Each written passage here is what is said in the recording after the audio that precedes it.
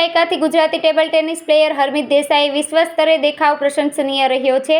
2019માં Harmeet દેસાઈએ Indonesia ખાતે રમાયેલ ITTFના વિજેતા બન્યા હતા। તેઓ આ ટુર્નામેન્ટ જીતનાર પહેલા ભારતીય પ્લેયર છે। 2018 અને 2022માં હરમિત દેસાઈએ કોમનવેલ્થ ગેમમાં ટેબલ ટેનિસ પ્લેયર તરીકે હિસ્સો લઈને ગુજરાત અને દેશનું ગૌરવ વધાર્યું છે। 2022માં પણ હરમિત દેસાઈ ટીમમાં રમતા ગોલ્ડ મેડલ વિજેતા થયા હતા। 2021માં દોહા ખાતે રમાયેલ એશિયન ચેમ્પિયનશિપમાં 2 ગોલ્ડ મેડલ જીત્યા છે।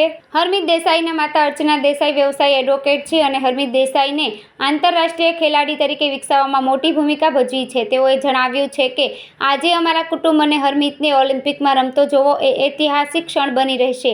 હરમિત દેશનું ગૌરવ વધારશે। અમે સમગ્ર કુટુંબ આજે હરમિતને પેરિસ ખાતે બીજી વાર ઓલિમ્પિકમાં રમતા જોઈશું। અમારું તેને ઓલિમ્પિકમાં રમતા જોવાનું સ્વપ્ન પૂર્ણ થયું છે। અમને આશા છે કે હરમિત દેસાઈ ટેબલ ટેનિસમાં આજે ઇતિહાસ સર્જી શકે છે। ખૂબ જ એક્સાઇટેડ છીએ અને બહુ જ આતુર છીએ હરમિતની મેચ જોવા માટે, કેમ કે ટોપ સીડ જોડે રમવાનું છે, વર્લ્ડ નંબર 1 જોડે રમવાનું છે, એટલે એ ચાઇના જોડે, એટલે વિચારીએ ઈચ્છીએ કે બહુ સરસ રમે, આ લોકો અપસેટ સર્જે અને આગળ વધે। આજે ટીમ ઇવેન્ટ છે જેમાં એ લોકોએ હિસ્ટ્રી બનાવી અને પોતાની જગ્યા પહેલીવાર ઇન્ડિયાએ ઊભી કરી છે અને એ ઇવેન્ટ આજે છે।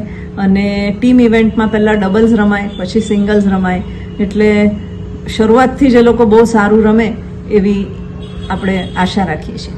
કઈ રીતે પરિવાર સાથે ભગવાનને પ્રાર્થના કરી? અમે ભગવાનને પ્રાર્થના કરી છે કે બધાએ મળીને કે હરમિત ખૂબ જ સારું પરફોર્મ કરે, આપણી ટીમ ખૂબ જ સારું પરફોર્મ કરે અને ઇન્ડિયા, આપણું ગુજરાત અને સુરત બધાનું જ નામ ખૂબ જ રોશન કરે।